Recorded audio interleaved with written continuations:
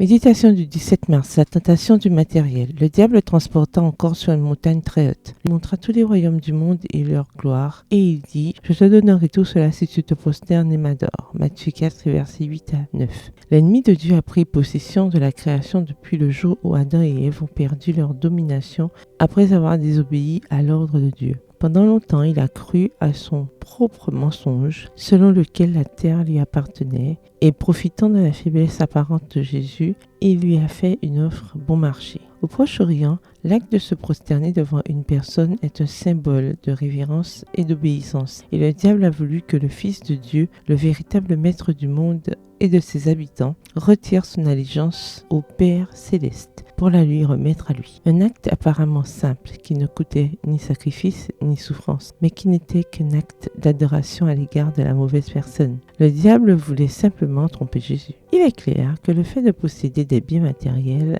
n'est pas une violation de la loi. Dieu est le maître de l'or et de l'argent, et il est tout à fait normal qu'étant ses filles, nous en recevions les bénéfices. Cependant, il existe un danger imminent lorsque nous recherchons les biens et les richesses en trahissant nos principes. George Beverly a été contraint d'abandonner ses études universitaires faute de moyens, ce qui l'a poussé à rechercher un emploi de concierge. Chantant pour des stations de radio chrétiennes, il a reçu une fabuleuse offre d'emploi qui promettait de généreux revenus s'il chantait avec les Lynn Murray Singers, un groupe musical très connu à l'époque. George a refusé l'offre car il n'était pas disposé à chanter dans un groupe laïque. Un jour, il a trouvé sur son piano un poème de Rhea F. Miller que sa mère lui avait laissé et auquel il s'est identifié. Persuadé qu'il s'agissait d'une réponse du ciel, il s'est assis au piano et a mis en musique le poème qui dit ceci: je préfère sa grâce à des richesses sans fin. Je le préfère aux maisons